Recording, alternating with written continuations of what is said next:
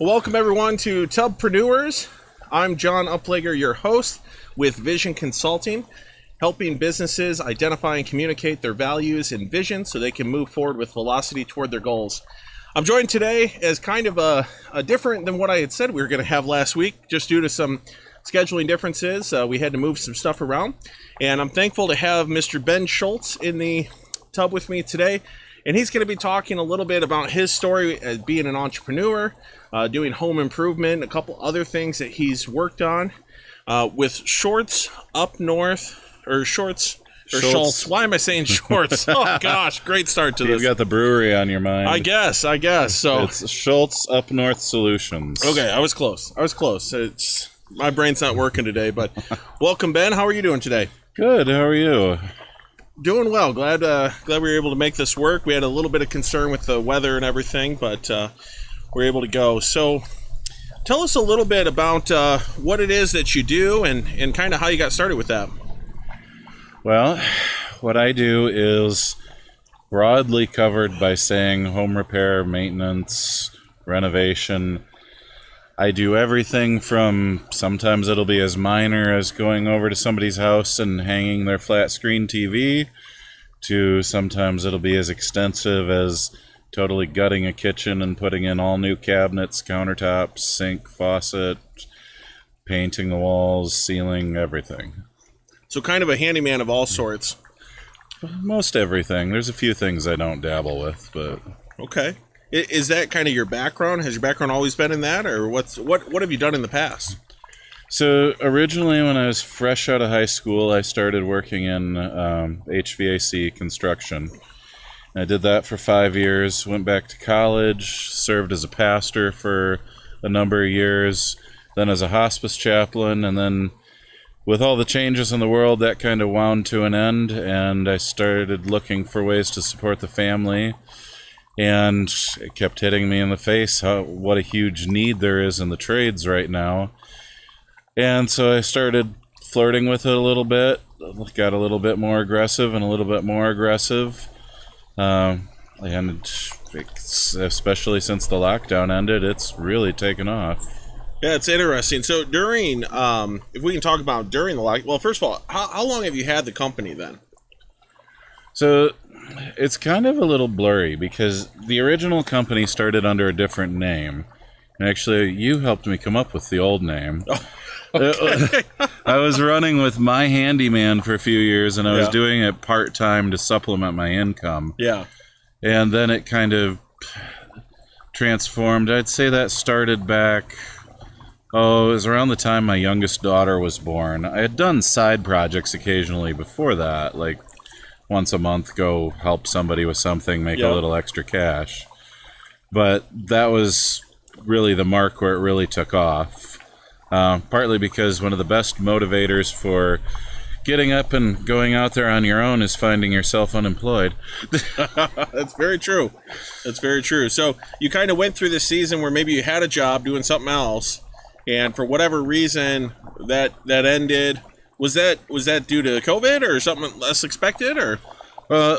So the full story is I was working full-time in hospice care and running another company, which was very part-time, and that ended due to some issues with management at the hospice place I was working at. I started doing the construction stuff and picked up around the same time a part-time job doing hospice. And that one was ultimately brought to a close by COVID. Okay. Due to, it was spiritual care. We literally weren't allowed to do anything. Right. And so that was gone. You can't exactly have a business in like going out to people's houses when you're not allowed to go out to people's houses. Or even a job, really. Yeah. It really was a big game changer.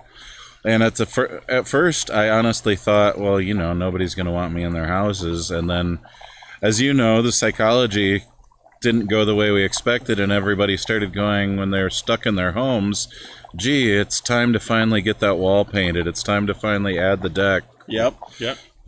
A lot of folks were looking for updates on their home because they're spending more time in the home. We saw that in every sector, it seemed. people were finding different things that they were going, oh, wait a second, I need this done, I need this done. And of course, you had the influx of the COVID cash as well. Right. Right, wrong, or indifferent. I'm sure that's a discussion for another time. But so you had folks with an influx of cash that were seeing all these things that were needing to get done, and you kind of were sitting there. You didn't have a job, or you had lost a job. You had this kind of side project. How did you go about and turn that into your main thing? And I know you talked a little bit about, like, obviously broke. Like, if you don't have anything, you got to do something. But how did you turn it into a main thing, and how did you find clients?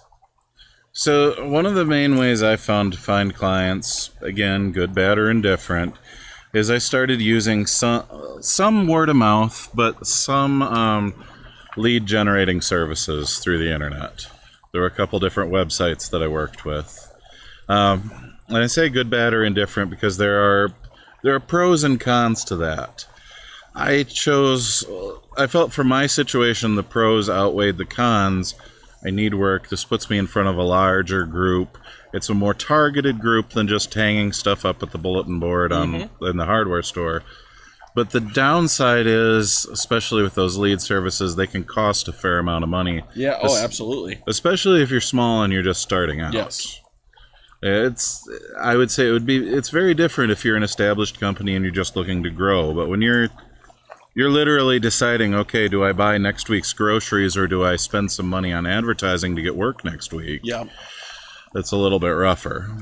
Now, one of the things you mentioned that you kind of saw yourself as doing well through that was managing that cash flow. So as you were kind of going through that and you're looking at these different lead services, how did you as a starting business go, okay, I've got $0 in the bank account and $500 that needs to go out? What was the solution through that? Well, for me, the solution was I started on the lower end with my pricing structure to get more work. Which there again, you could do a whole episode on pricing structure. Oh, absolutely. But for me, I found that was a good way to get my foot in the door, and I had to put my pride on a shelf. I mean, I had to feed my family, so it was kind of I will do virtually anything for money. I mean, I'm not working the street corner, but I was doing, especially starting out, you take some, we'll say, very dirty jobs that maybe once you're a little more established, you're like, no, I don't want to pressure wash that crap. I'm assuming what you were talking about is something like a home advisor, Angie Leads type thing. Right. And I know when I was running the cleaning company, we used the same thing. And we started off the same way. We'd take anything at the start because we just had to have the business. And as we continued to grow and expand, we had to start narrowing in that niche. Mm-hmm. And it sounds like you went through a similar thing in your business. Is that right? Yeah, I would say so. And it's still an ongoing process because I'm basically a one-man shop. I mean, I have a few people that I'm in a loose partnership with where, like, we get a big project and we'll help each other. But generally, I'd say because I'm so small, I'm still narrowing that down, and it'll take time. And it's an ever-changing market. I mean, God willing, when you do something for most people on their house, unless they're very well off, usually they're set for a while. So you're kind of looking for where's the most profitable jobs, the ones that make the most sense. Well, yes, in the sense that as a business, one of your main goals has to be to turn a profit. Otherwise, you can't stay open. Really? Oh, who would have thought? To be in business, you want to turn a profit. I know. All these woke people just don't get that. That's a whole nother video. Yeah, that's a whole nother video. Absolutely. But you're absolutely right. In order to be in business, there has to be a profit that's made, because why would you do something and not make a profit at it? And as you're out there and you're looking at starting your business and everything, the pricing game is something I think that a lot of businesses struggle with. I mean, I had it when I started my business doing coaching. I started off at a lower price point than I would have liked, and I took some jobs that are at a lower price point, and I'm still growing my business right now, but I have kind of a vision of where I'm going and what I want to be able to charge for my services. Right. And so as you guys are getting started off, sometimes it's hard to start off at the high price point because you don't have anything to show yet. And knowing that and being aware of that and kind of taking that into consideration, making sure that you're still profitable on things, but maybe you are going to take a couple jobs that you wouldn't normally. The one caveat to that, and I'm sure Ben would agree with this, is as you start to grow, you have to learn and know when it is time to start cutting off some of that excess jobs that aren't going to pay you as well. Would you agree? Right. I would absolutely agree. I was just talking with a friend about this the other day. She used to manage condos. And she said, one thing you really need to learn in your business as you go forward is not everyone has to be a client. Right. You reach a point where some people just are not worth it. And yeah, that sounds kind of mean, and maybe it is, but there is a sense in which you have to look at it as what's best for the business, what makes sense for the business. And there are some people that either the project's not right or they're too high maintenance. It's not going to be worth it to have them as a customer. Absolutely. And I saw this time and time again in the cleaning world. And as we started to grow and gain that confidence in ourselves and in the product that we offer, we had to start going, hey, I don't think this is a good fit for us. Like, people always assume that, you get a client and they have to be your client until the day you die. But at the end of the day, sometimes a client is not in line with the values that you hold. Right. And so knowing that and kind of having a vision for what does that look like? Who are we as a company? This is, by the way, guys, a great spot where core values can come in and helping you to find out who those clients are. It's going to help you as you continue to grow forward and look for building the kind of business that you actually want and that you're actually excited about. Because I'm guessing those customers that you're talking about, they're probably draining on you. Is that right? They are very draining emotionally. They're draining on time. Then time is money. I mean, and that's one of the things that's helped me in my personal life get organized is now that I've come to a point where I can comfortably say this is what my time is worth. Now I start looking at when I'm at, quote unquote off, because you're never truly off. But when you're off, there are some things that I'm like, gee, it doesn't make sense for me to mow my yard when I'm worth like $75 an hour when I can pay the neighborhood kid $20. It's just not a valuable resource. It's not about me being lazy. It's using the resources that I have available to me properly. Yeah, and that is such a good point, because I've seen that time and time again where I talk with so many different business owners or executives, and they're spending time doing things that at the end of the day, it's like, what the heck, man? And I'll give you a good example of this, actually. So a while back, I was talking with somebody who had a lot of money. I mean, he was making high 6 to 7 figures every year. And his mentor had come to him one day, and he was out working on his vehicle. Now, the guy's prior profession, prior to what he's in now, he was a mechanic. Okay. He knew how to do it, right? Right. But his mentor came over while he's working on this vehicle, and he's like, "What are you doing, Dan?" And Dan's like, "Well, I'm working on my vehicle." He's like, "Why?" "Well, because I know how to do it." Okay, but is that a good use of your time? Is that something that's actually bringing you forward? And I think as you start to gain that confidence that you're talking about, you're going to start to realize that your time is worth more. And I'm going to give a good example, a small one, but a good example nonetheless. This hot tub, right? This hot tub's become a business asset of mine as I've used it to build this podcast. But at the end of the day, I don't want to be maintaining this hot tub. And Ben, when he came over, he goes, "Wow, this is a clean hot tub. I'm just glad I'm not the guy who has to clean it." And I said, "Yeah, I'm not the guy who has to clean it either." And he goes, "Wait, well, this is really clean for not having been cleaned, but it's I don't want to clean it. So I have somebody that I pay to come out and clean it, because to me, it's worth that time that I'm saving to just have it taken care of and not have to worry about it." Right. And some things, hot tubs are a little bit more that way. Some things are so technical that even when you can do it yourself, it's just not pragmatic. There's somebody else that can do it in a quarter of the time and end up costing you less money sometimes even than you doing it yourself. Exactly. This is something I see a lot with businesses too on the social media realm. So many businesses I talk to are like, well, I can do social media. I can go on and put a post on there and I can do this. And what I find is, one, it's not usually done as well as it could be if you had subcontracted that out to a company that actually focuses on it.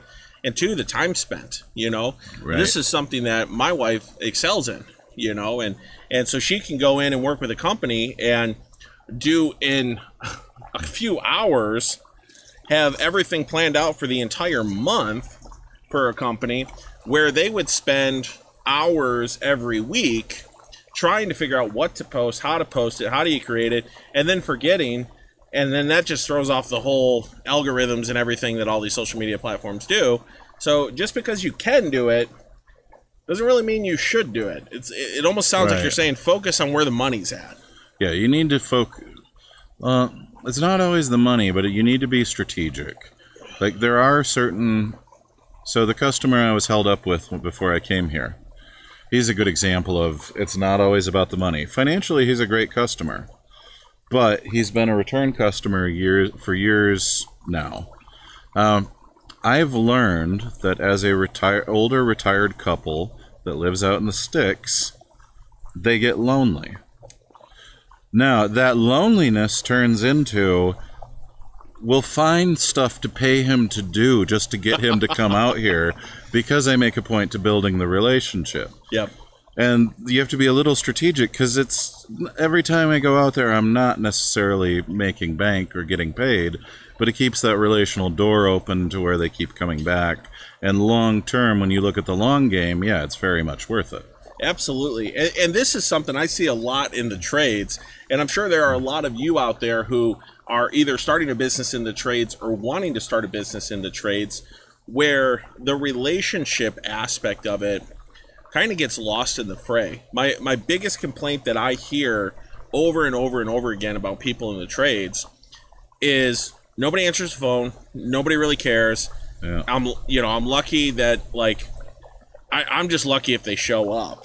And so what you're talking about is actually building a relationship with them. Can you talk a little bit about that and how that's helped you in your business? So building a relationship with them, sometimes it's as little as taking a few extra minutes just to listen to them, working on being a good listener, which I think it's a skill that's becoming less common with our dependency on electronics. Like trying to actually fuel people to get them to talk, to express things. And so it can be a struggle because sometimes they say something and you're like, oh, I want to chime in. And no, if I'm here serving them, they just need to pour this out to someone. And for some customers, like this couple in particular, they don't really have very many other people. So that's what's going to create that hunger to get me back out to do whatever. Sometimes it'll be stuff I specialize in, sometimes not, but they've always taken good care of me. I mean, this is a couple that values my services to them so much that around Christmas time, they called and said, hey, could you stop out and take a look at something? Sure. I stopped by. What do you want me to take a look at? Oh, we just wanted to give you some money for Christmas. Wow. Amen. Yeah. That's huge. And I love what you said there, because this has come up quite a few times on this podcast. This idea of serving people first, going out there with an intention. And that, again, if you're in business to serve people and to care about them. Now, for you, Ben and I met because it was a referral, actually, I was looking for somebody to officiate my wedding. And so Ben hasn't always been the handyman in my mind. He was Ben, the officiant, who was actually willing to come out there with a Jedi cloak and a lightsaber for my wedding. It was a blast, absolutely. But I have a feeling, can you kind of touch on a little bit how your training on the spiritual side of things and being that spiritual guide for people and that spiritual go-to person has helped you in building the relationships now through the business that you have? So I think the biggest experience-wise would be the time I spent working with hospice, because when you have to spend time with people who are grieving, hurting, truly mourning, you learn how to just be with people. You don't really have to do much other than be with them. If you remember the biblical story of Job, when Job loses everything and his 3 friends show up, what everybody gets mad at them for is when they open their mouths. What they forget is they were sitting there with him doing nothing for like a week. And that's powerful. Absolutely. Just to be with somebody who's in that place. And everybody that's going through stuff is not going to be hurting to that extent. But it's still a loss when you have to call somebody and say, hey, my furnace is out, my well quit working, the light, I can't stand the light over the stove anymore, change it. They're still in that place. The other thing that's helped me from my training is academically wise, both my bachelor's degree and master's degree were heavy on counseling and psychology. Okay. So that has played and helped round me out too, probably more than the norm. But I think honestly the biggest portion of it is just learning how to listen and how to communicate.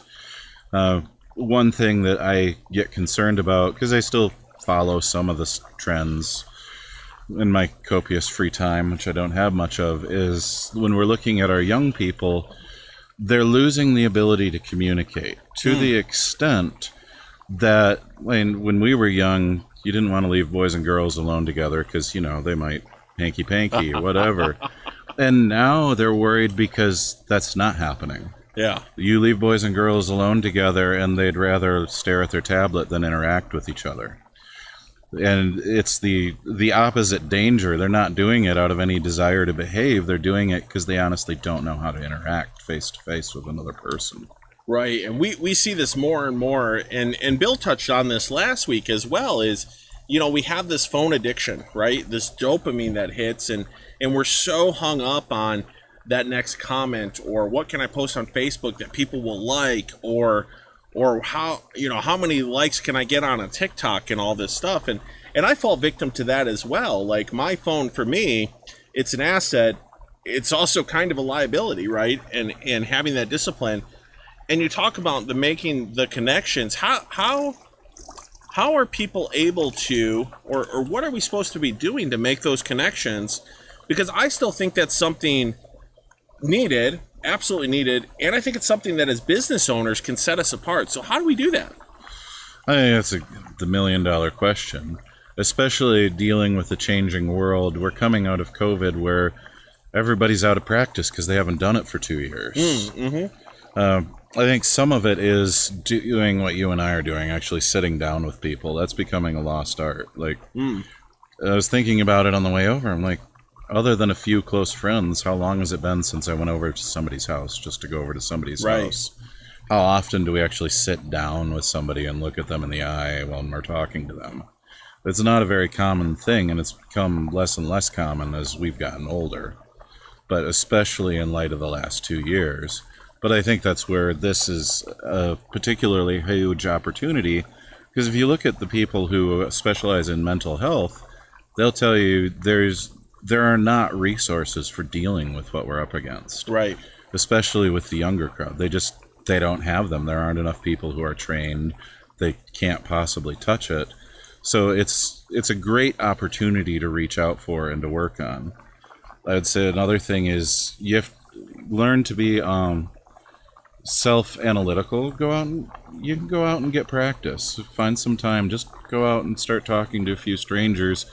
And there's nothing wrong with sitting back and evaluating afterwards. Well, this went really well. Gee, that didn't go so well. Yeah. Why didn't it go so well? What worked really well for me that I can replicate? And just practice at it. Well, and that's so true. Because, you read it's so funny because these principles go back hundreds and hundreds of years. And I remember even hearing about Benjamin Franklin, right? Mm-hmm. And we think of him as this great mind with all this great stuff. But when people interacted with him initially, they didn't like him. He was kind of an ass. And it took one of his friends who was willing to come to conflict with him and actually talk to him and say, hey, Ben, people don't really like you. Like, they're literally walking to the other side of the street where all the horses crap to avoid talking to you because they don't like you. And Ben took that to heart. Ben had that self-analytical of being able to go, oh, I didn't realize that. What can I do better? And so he started to keep a notepad of how these things, these interactions went, and what happened that moved him forward with a relationship or backwards with a relationship. And that's something that's so prevalent today, because I think you're absolutely right. We don't converse with people anymore. No. We don't sit down. It's all online. It's all this. I mean, the number of people I've talked to who don't even know how to date anymore. Mm-hmm. I mean, granted, I have no idea how to date, but I've been married for 3.5 years. I don't have to worry about it, thankfully, to a degree. I still have to go out and date my wife on a regular basis, and I still have to get better at that even. But I don't have to try to meet new people in that regard. Mm-hmm. But how do we go out and meet with people? And I love what you said, because you have such a focus on just listening to people. And if you guys can take the time to stop and hear people out, don't put your spin on it. Don't try to correct it right away. Like, just listen to people. Sometimes people just need to be heard. And once you hear it, once you take it in, once you give them some comfort and some empathy, you can discuss with them if they're open to idea, right? Because something I struggle with is I just want to fix things, right? As men, we're fixers. Right. That's and so being able to stop that. Is it safe to say that maybe stopping and listening, taking that time to meet with people one-on-one and look them in the eye, might also help in more than just our business, but maybe our relationships? Well, I was going to say, that's, especially in marriage, that's something that's huge, is men want to fix things. Women just want you to listen to them talk about their problems. Yeah. It frustrates my wife no end. And sometimes she literally does just want me to go fix whatever. But it frustrates her to no end when every time she talks about something, I'm like, okay, I'll go do this. I'll go do this. How can I take care of it? She's like, no, I don't want you to just go take care of it. I want you to actually listen to me, interact with me. I want to get your attention. And I heard somebody put it this way, at the start of a conversation, I know this is a business podcast, but really business is so much about relationships, and relationships are so much about how we interact with other people. I heard somebody mention it this way, when your spouse sits down and they have an issue, you even just asking them outright, say, hey, what do you need right now? Do you need comfort, solutions, or space? Comfort, solutions, or space. And they're going to tell you. And guys, 90% of the time, women want comfort. They just want to know you care. And I struggle so much with this personally. So I think that's just great advice in general for relationships and for business as well.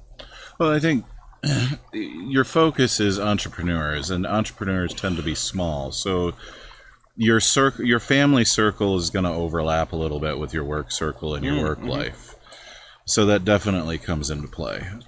No. Your next customer might be your child's friend's mom or something. Absolutely. You never know, because a lot of times you're working, like you said, with family and friends first as you're starting to build this out. What's kind of one thing that, as you look back over your time as an entrepreneur and this endeavor of starting this company, what's one of those things that you look back, you go, man, I wish I would have known this at the start, and it would have helped me so much? I think one thing that one of the things that comes to mind is that I struggle with being a bit of a people pleaser. And you have to remember, it's not always about pleasing people. Yes, it's about service. If you have a person that is really upset, if they're a reasonable person, they're usually going to respond to you listening to them. There are a lot of unreasonable people out there. These are the ones that are not worth your time, no matter how much they're paying you. And that plays into it too, and learning that, not everybody has to love me. It's okay to say no. In fact, you could do a whole podcast on really your yes doesn't mean anything until your no means no.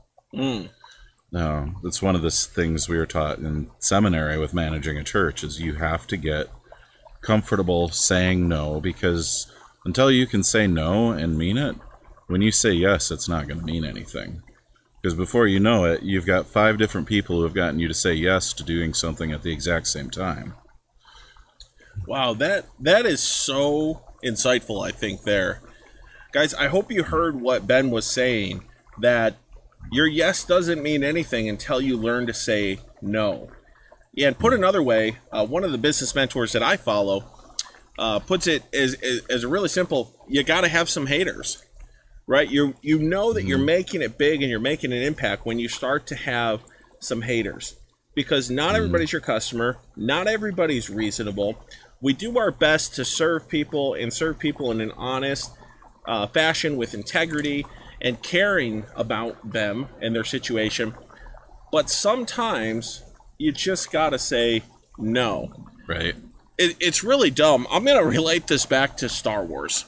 Obviously, I'm a Star Wars fan. Ben, you know this. You were at my wedding. We had lightsabers. I recently watched episode 1, which I'm not a huge fan of the first 3, but we won't get into that here. But there was a really interesting spot at the one point where Anakin and his mom were slaves. And Obi-Wan makes the comment. He goes, well, I didn't come here to free slaves, right? And he ends up getting Anakin's freedom, but he doesn't end up getting his mother's freedom.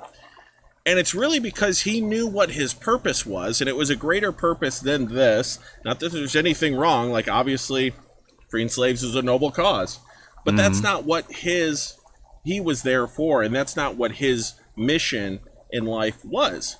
So even though it's a good thing, sometimes good things can be the enemy of great, right?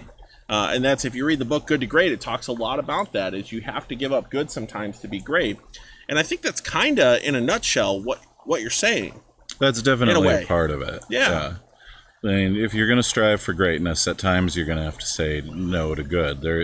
There will be things that'll come along that might be a good opportunity, but if you say yes to that, what are you saying no to? Like, maybe if I say yes to this project that, I could make tens of thousands of dollars doing, maybe that's the straw on the back that's going to break my marriage. And sometimes, people think like the grass is greener on the other side, right? We hear that expression all the time. And this kind of goes into that as well, of the grass is always greener.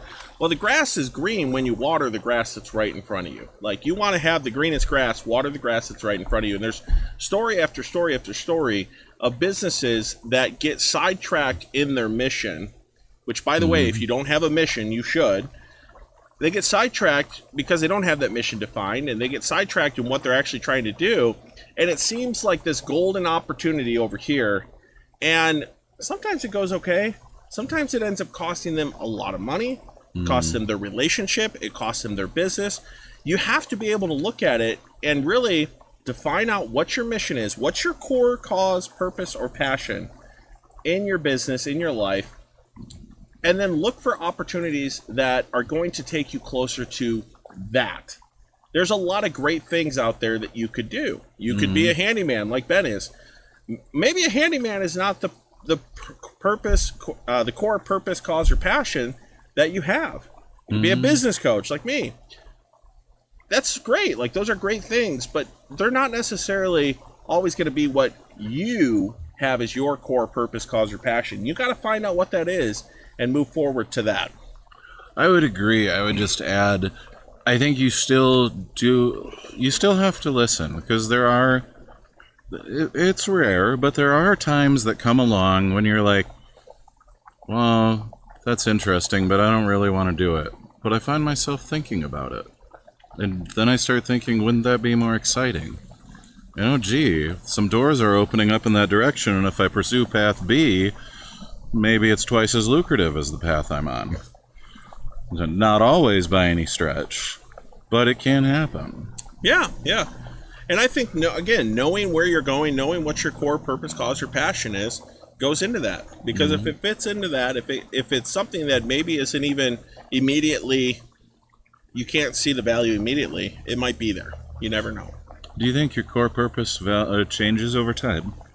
Or is it always constant? That's a great question. I think there's ability for businesses to evolve, right? As you kind of go out there. But mission is one of those things, when I think of core purpose, cause, or passion, it's bigger than what we do, right? It's an overarching, I'll give you a good example. One of the clients I work with, their core purpose, cause, or passion is glorifying God. Now they have a niche built upon that. So it's through this specific thing that they do. But when they're looking at an opportunity, the core purpose, cause, or passion really should be something that is bigger than just what you do. So when you're looking at those opportunities, like Ben said, of, maybe there's this or maybe there's that, does it fit that core purpose, cause, or passion? Because at the end of the day, we're all put on this earth for a reason.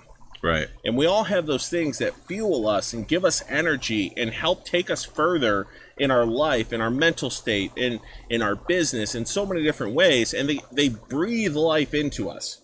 And that's what the core purpose, cause, or passion really comes down to at the end of the day. Mm-hmm. No, that makes sense. I like putting it that way, that it still fits into your broader picture of what you're about, but maybe it's not the niche that you thought it was. Right, exactly. So there's definitely different things that can change in your business over time, and I think you're experiencing that in a lot of ways. Yeah, I'll tell you one thing that really kind of opened my eyes to it was I found out Samsung that made your phone. Do you know what they originally made? Oh gosh, you have to turn off airplane I've heard mode. it. I don't know off the top of my head. They originally made ramen noodles. Okay, maybe I haven't heard it. I know a lot about Samsung, but yeah. They're one of the largest electronic companies in the world now. Absolutely. But like 60, 70 years ago, they were making ramen noodles. And you can't say they're not a success. Right. But things have changed a little bit over time. That's so true. And that goes with, too, being able to be moldable to the times. Mm-hmm. Right? One of the great examples that I have comes in the way of a local company here that was dealing with COVID, right? You're dealing with all this stuff with COVID. And one of the things that came up on that was this idea of they're a restaurant. They're now shut down, right? Mm-hmm. They literally can't do what their niche is, which is providing quality food to folks. And they had to change.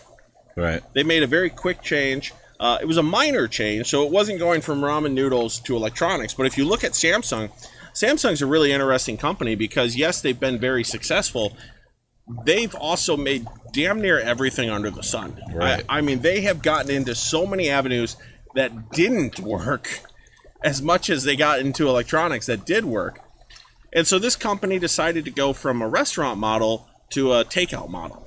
And they did it virtually overnight. It was really pretty amazing. And they were able to keep their business thriving. So sometimes you have to be able to kind of move on the go, call a blitz, change the shot, right? Mm-hmm. Change what you're doing to fit what's going on around in the environment around you. Yeah. When I was way, way, way back, 2 decades ago, I don't know if I ever told you, my first degree was actually in business management. We used to have to do this thing called a SWOT analysis. I don't know if they still use that term. Some businesses do. Yeah, but you either when you're starting a business or as you're going along, periodically you look at what are our strengths, what are our weaknesses, what are our opportunities, and what are threats to our growth. Yep. I think that fits in with the flexibility like you're talking about and growing and changing and exactly, yeah. Looking at those things exactly like you talked about, strengths, weaknesses, opportunities, and threats. And honestly, if you're constantly looking at those in your business, and if you're not sure how to start, that's where a business coach can really help in those areas, is kind of facilitating that conversation of strengths, opportunities, threats, strength, weaknesses, opportunities, and threats, or whatever they want to call it. There's multiple different ways that you can do that. But you're absolutely right. Being aware of those and being able to foresee those and change directions as you need to is so important. Right. And I think just to tag on your shameless self-plug, a second set of eyes can really be beneficial because we tend to get blinders on what we're focused on. And somebody who's familiar with business that comes in like a coach can be that second set of eyes that says, hey, have you considered this? No, I haven't. Why didn't I ever think of that? And that's so true. I've seen that a lot with businesses. So whether it's a coach or a mentor or a good friend, a good friend to me that's helping me with my business is a mentor, right?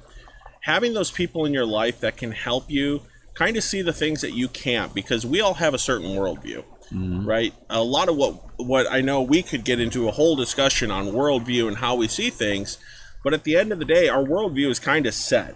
And if you go back to when we were talking with Ken, he talks about the fact that by the time you're 35, everything you do, everything you believe is really just a subconscious protocol in your brain. So having somebody who can come in and kind of upset that protocol and bring some new information in or a different way of looking at things can really help things in a lot of ways. Right. Absolutely. And yeah, worldview is kind of like, at least the way I've always thought about it is it's kind of the lenses that you see the world through, how you perceive things. And yeah, by the time you're an adult, they're fairly set. But it's not hopeless either. There's evidence, and Jordan Peterson talks about it with even into your upper ages, when you expose yourself to new experiences, new things, it can literally set off new proteins, new pathways in your brain. Absolutely, and there's so much science behind that, guys. That's exactly what we talked about when we had Ken Scott on the program. And on that note, one of the things I always ask is, what's one of the books that you'd recommend to somebody who's looking at getting started in a business or newly in a business, or maybe they've had a business for a long time, that might help them as they continue down this journey? For me, one that I've really enjoyed is more about personal development, and that's Jordan Peterson's 12 Rules for Life. Just because you are your biggest asset, and you're only worth what you can get out of you. And that means you have to take care of yourself, and obviously I have room for improvement. We all do. But it's something to strive so that you can get the most out of you and you can get the most out of your business. And you become, at least I've found, when you start developing and working more on yourself, it helps with your relationships with clients, with family, with friends. That also helps, it draws people to you. In my case, you find more peers who want to help you do what you want to do, or that want to work with you. Where, for example, some of us, we have kind of this loose collective where we realized on Facebook, if somebody posts, hey, I need my bathroom gutted and redone, and you post, hey, I can do that, 95% of the time you're not going to get a response. Yep. But if I tag my friend and say, hey, my buddy can do that, he'd do a great job for you, about 80% of the time I'd say he gets a response. And quite often gets the job. Same thing if he tags me. And you find kind of your team, the people that you network with, that can help you build. This is a great point that Ben's making, because at the end of the day, people are looking for help, and sometimes we want to be the person who provides the help, but sometimes the best way we can provide the help is being the person that people can come to and say, oh, I've got a guy for that, I got a guy for that, I got a gal for that, whatever it is. And that's kind of what you're talking to, is at the end of the day, as opposed to saying, hey, that's me, I can do that, saying, hey, I really think you should talk to this person, actually builds credibility not only for that person that you're referring, but for you if that person goes out and delivers a quality product or service. Right. You want to be careful with your name and who and what you attach it to. You don't just do it willy-nilly. You want to be pretty confident this person's going to deliver a fair deal and a good quality. Absolutely. Absolutely. Ben, as we kind of wrap up here, is there anything else that you'd like to share with that aspiring entrepreneur that might help them in their journey as they continue to move forward? Yeah, I think one of the biggest things that I'd really like to encourage people with is, I've got a friend who's struggling with this right now about starting her own business. Don't be afraid to step out and try it. What I'm doing now, believe it or not, I originally thought about doing over 15 years ago. And it took getting fired and not having any other good options to do it. And now I'm just going, if I'd started this 15 years ago, where would I be? There might be my name on the side of a ton of trucks driving around town. Or That's so true, guys. Don't wait. Start. Take the leap of faith. It really does, and it really is something that can end up paying innumerable dividends back to you. More time with your family, better financial life. It's scary. Stepping into the unknown is scary. And I know Ben can attest to that. I know I can attest to that. Anybody that's been in the tub with me can attest to this. Stepping into the unknown is scary, but it gives you so much power, because at the end of the day, there is one person that your success depends on. And it's not your boss. It's not your manager. It's you. And the beautiful thing in this world is you're the only person who you can control. You're the only person who you have any sort of power over. Do you agree? Right. I would absolutely agree. And I'd add, think about the known. We talk about the unknown is scary, but how great is the known? And my alternative was I can go work for somebody else and make $20 an hour. And that's really up here, the plateau for most of us is going to be that field. You go out and start working for yourself. Yes, you have your own expenses. You also have all the tax write-offs. Don't never underestimate the value of a good accountant. They're literally worth their weight in gold. But when you think about the known, how excited we cling to it because it's what we know. But it's really not that thrilling compared to the possibilities. Amen. Amen. I totally agree. And Ben, thank you so much. There's so much good wisdom that has been shared on this week's podcast. I really appreciate you coming on board. Ben kind of jumped in last minute, and I appreciate that. We were going to have him on an episode later, but it worked out well just due to some circumstances that he was able to come in today, and the weather held off, so that was great. So thank you so much, Ben. I really appreciate it. Oh, thanks for having me. I enjoyed it. Absolutely. Guys, next week in the Tub, we're going to have Matt Bullock with TentCraft, and he's going to be talking about how to create a culture that is living, breathing, and really something that you can get everybody excited about.